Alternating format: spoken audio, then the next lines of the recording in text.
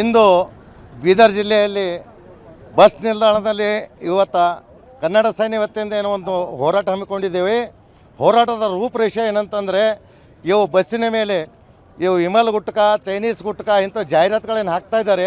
ಇಂಥ ಜಾಹೀರಾತು ಸಲುವಾಗಿ ನಾವು ಜನರಿಗೆ ಏನದ ಅಂತಂದ್ರೆ ಅದರಿಂದ ಮೋಸ ಆಗ್ತಾ ಇದ್ದಾರೆ, ಅದರದಿಂದ ಹಾಳಾಗ್ತಾ ಇದ್ದಾರೆ. ಮಕ್ಕಳು ಕೂಡ ಹಾಳಾಗ್ತಾ ಇದ್ದಾರೆ.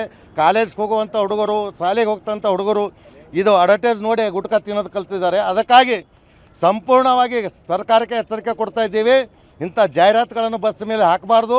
ನಿಮಗೆ ಹಾಕದೇ ಇದೆ ಅಂದರೆ ತಾಯಿ ಭುವನೇಶ್ವರಿದು ಒಂದು ಫೋಟೋ ಹಾಕಿ ತೋರಿಸ್ರಿ ನೀವು ಅವಾಗ ನಿಮ್ಗೆ ನಾನು ಅಂತೀನಿ ಒಂದು ಕನ್ನಡದ ಹೆಮ್ಮೆಯ ಪುತ್ರ ಅಂತ ನಿಮಗೆ ಕರಿತೀವಿ ನಾವು. ಅದೇ ಸರ್ಕಾರ ದುಡ್ಡು ಕೊಟ್ಟು ಮಾಡೋ ಸಲುವಾಗಿ ಇದು ಮಾಡೋ ಸರ್. ನಾವು ಸರ್ಕಾರಕ್ಕೆ ಎಚ್ಚರಿಕೆ ಕೊಡ್ತಾ ಇದ್ದಿದ್ದು ಇದಕ್ಕೆ.